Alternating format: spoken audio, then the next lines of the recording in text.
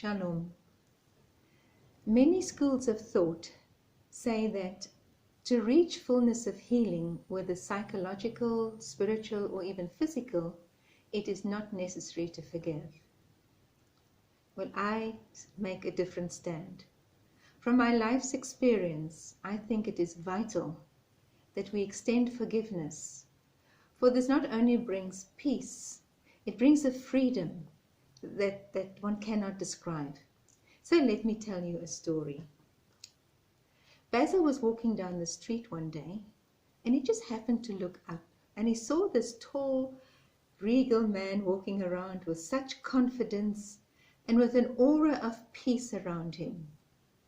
It stopped him in his tracks, and he greeted this man and said, "Wow, you look so peaceful. Can you tell me how you reached that state?" And the man said to him, "All right, let's go and have a cup of coffee, and I'll share with you a story."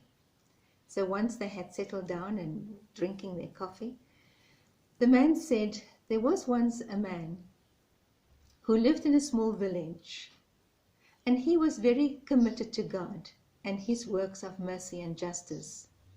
And so he worked with all his might to fight the regime of oppression and injustice in his village.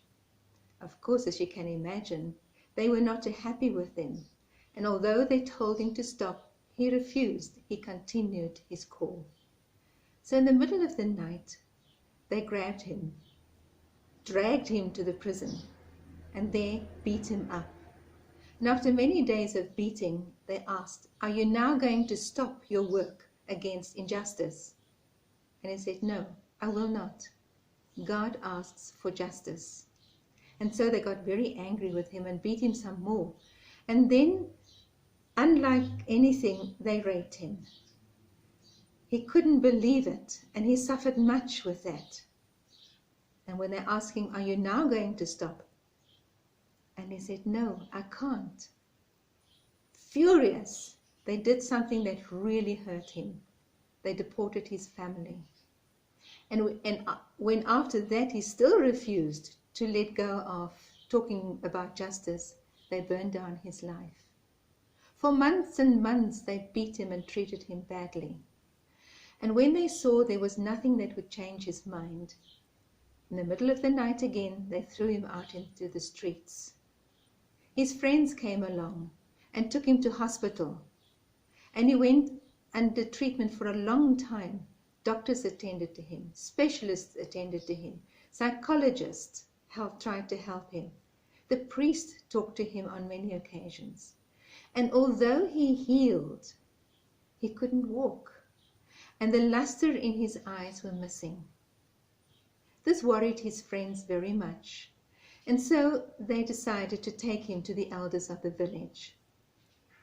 And they had an all-night vigil and decided there was nothing they could do for this man. And so they said to him, "We will load you on a boat and take you on a trip on this dam that's before us." And so they did. And when they came to the middle of quite a deep dam, they just tossed him overboard and rowed back to the sides.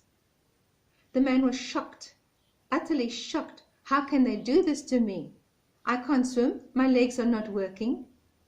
And whilst he was struggling with this, the people on the edge of the dam prayed for him all the time. And the man went down, and he came up and gasped for breath and called out, "Please help me, I can't swim." And he went down again, and as he went down, his life passed him like in a film. He saw this man who tortured him, and absolute anger flooded through his being, anger and hatred and a violence that he almost was afraid of. And down he went again. And when he came up, he heard a faint whisper, "Forgive him." "What? Forgive this man? Not in your life." And down he went again. And this time the voice was a bit stronger. "Forgive him." And he struggled and struggled, and in the end, he said, "I forgive you." And as he went down again, he saw the men who raped him. He felt the degradation, the shame, the almost destruction of his self-esteem. And he was violent with anger and shame and disgust.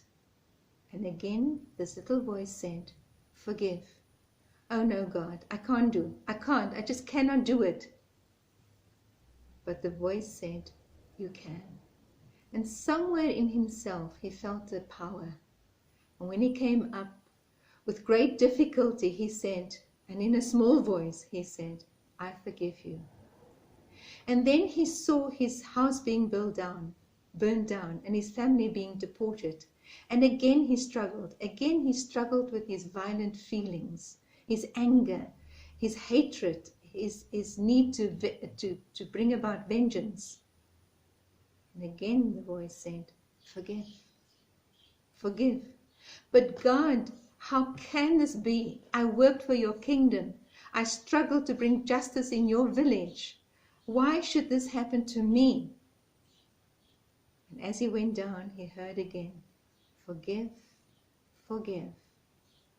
And after a long, long struggle and very tired, he whispered, I forgive you.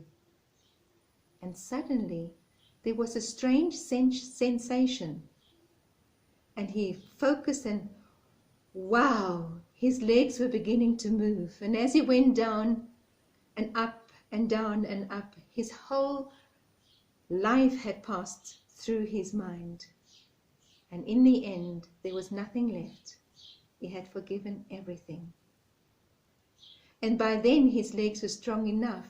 And he felt in him such a peace and a joy and exhilaration that he struck out and swam towards the edge of this dam. The people rejoiced, they sang and they danced as they helped him out. Basil was intrigued by this story. And the man looked at him again and said, you know, I am that man. Go and do likewise.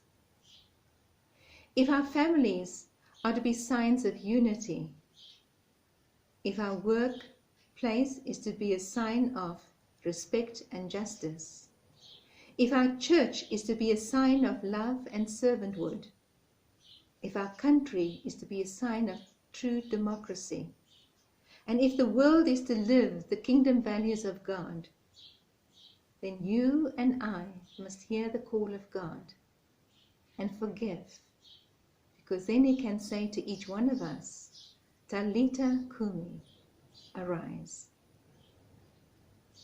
God bless you.